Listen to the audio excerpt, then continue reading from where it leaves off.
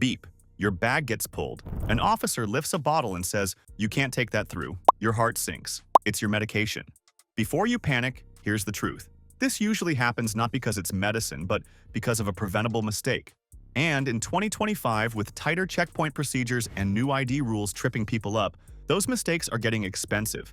Missed flights, tossed items, and a whole lot of stress. In the next few minutes, I'll show you exactly how medications do get taken at TSA checkpoints and how to make sure yours don't. We'll bust the biggest myth about confiscation, walk through what really changed in 2025, and count down the 7 specific mistakes that trigger secondary screening, swabs, and, if they can't resolve it, your item being left behind. We'll also cover insulin, EpiPens, inhalers, liquid nutrition, gel ice packs, and syringes the right way, plus what to expect on international trips and re-entry. Follow this and you keep your meds and your flight. Myth versus reality. Myth first. If TSA sees meds, they'll take them. Reality. TSA isn't hunting for your prescriptions. Their job is to keep dangerous items off planes, not to judge your health needs. Medications, pills, liquids, gels, inhalers, injectables are allowed in both carry-on and checked bags. What gets people in trouble isn't the medication, it's the screening. If something can't be cleared as safe, it won't fly. Here's how that plays out. Your bag goes through X-ray. Something looks odd. Maybe a dense stack of pills, a big bottle of liquid, or an injector with needles. Officers may ask you to remove it, swab it, or run special tests. If it clears, you repack and go. If it doesn't clear, because the liquid test's inconclusive, the container alarms, or the item itself is federally illegal, you'll face choices. Check it in luggage, leave it behind, or in the case of illegal items, be referred to law enforcement. Key distinction: confiscation sounds like punishment. In practice, it's resolution-based. Items that can't be resolved through screening don't go through the checkpoint. That's it. The fix? Make it easy for officers to see what you've got and why you need it. Separate your meds, declare medical liquids over 3.4 ounces, keep things organized, and have documentation ready if asked.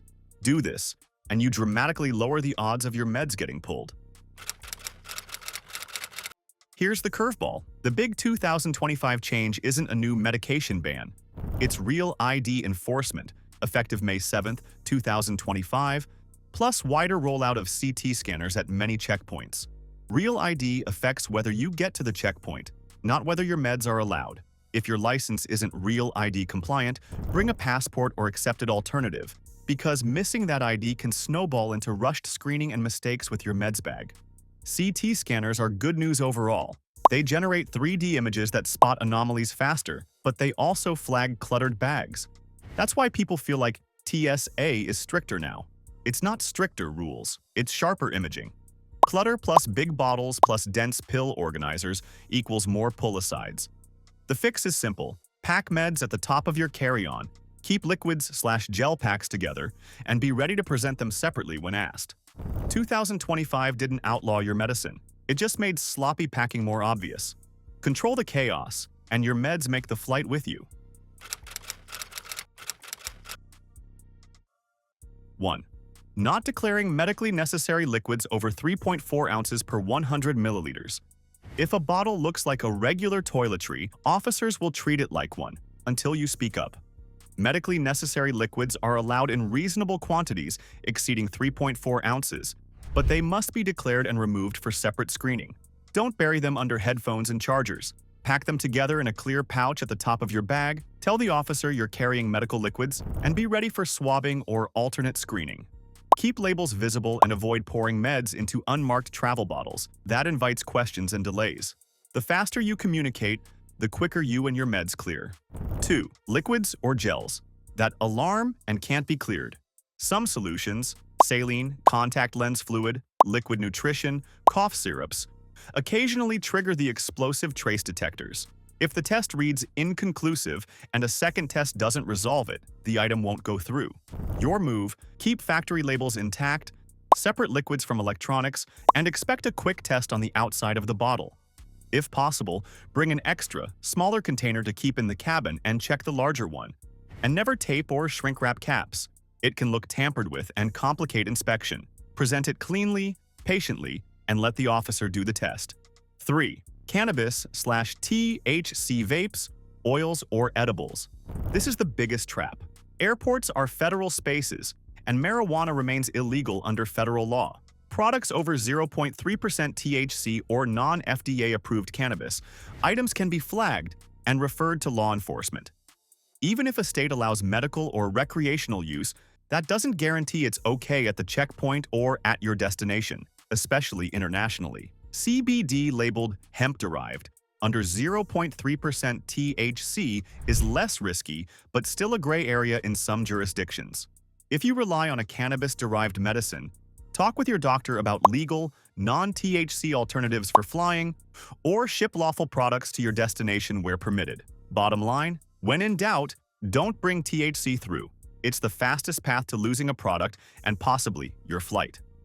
4. Large powder-like meds on certain international routes.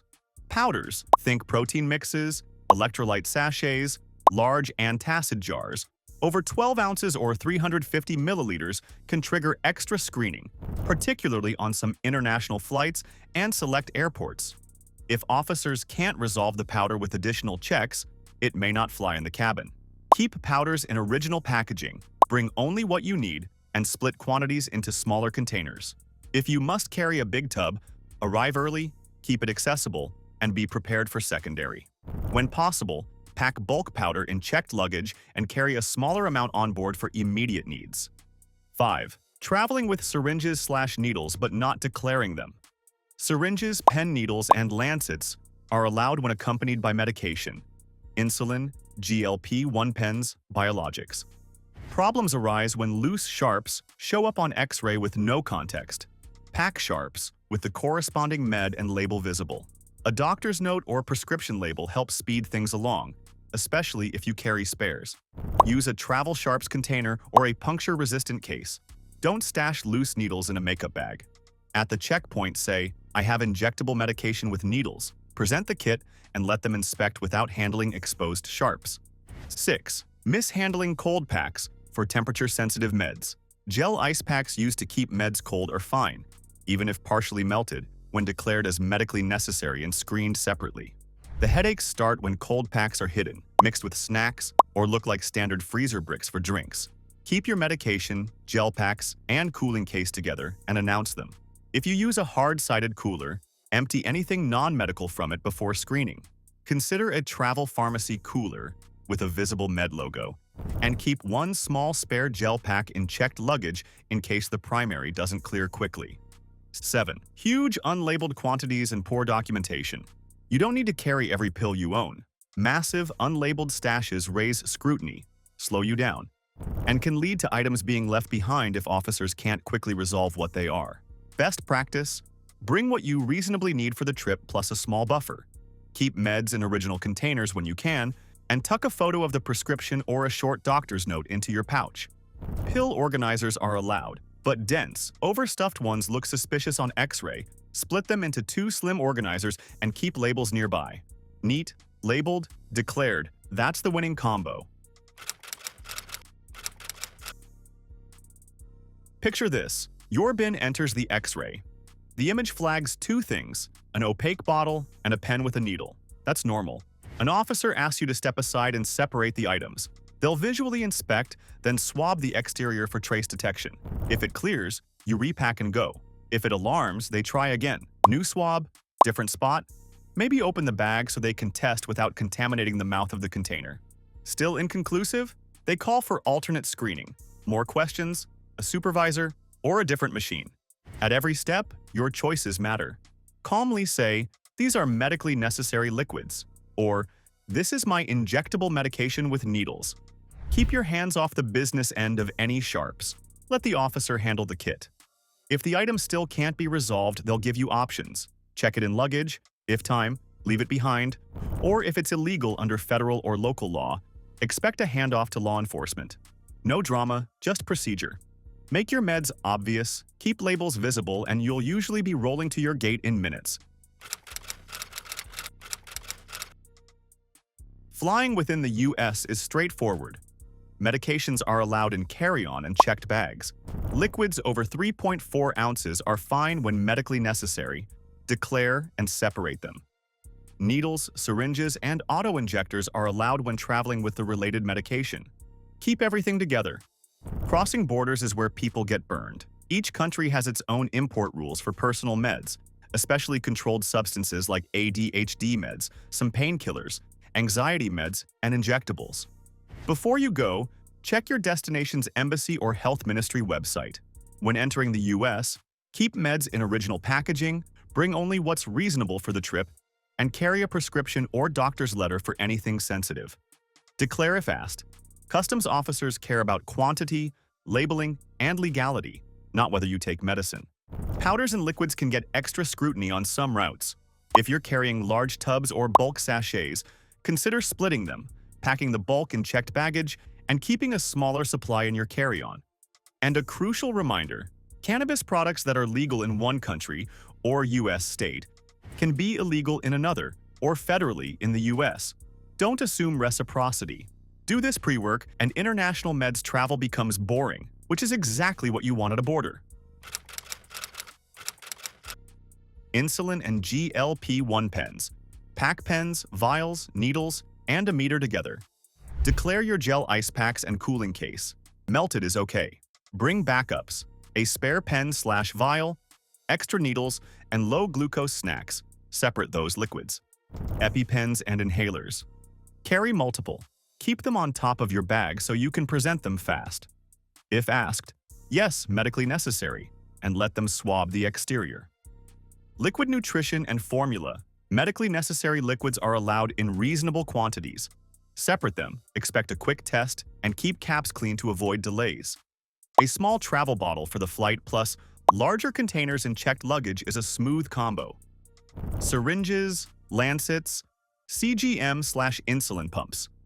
Wearable diabetes tech can be hand-inspected if you prefer not to go through certain scanners. Tell the officer before screening. Carry a travel sharps container. Don't toss used needles in a bathroom trash. Allergy serums, biologics.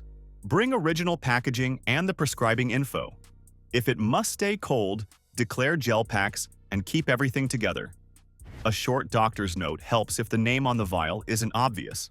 Opioids, ADHD meds, benzodiazepines, controlled. Keep original pharmacy labels. Carry just what you need plus a buffer, not a year's supply.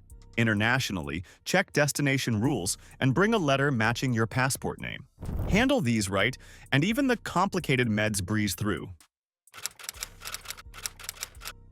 You don't need a binder, just proof and clarity. The easiest combo, original pharmacy labels, or photos of them. A short doctor's letter listing diagnoses, meds, and need for sharps or liquids. The TSA notification card, or a simple printed note. Medically necessary liquids and injectable medication inside. Stick that packet in your meds pouch. Labels match your ID, quantities look reasonable, and everything is separated on request.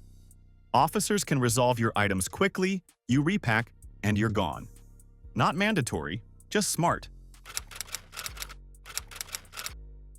If you have a condition, device, or just want extra help, contact TSA Cares ahead of time to coordinate assistance at the checkpoint.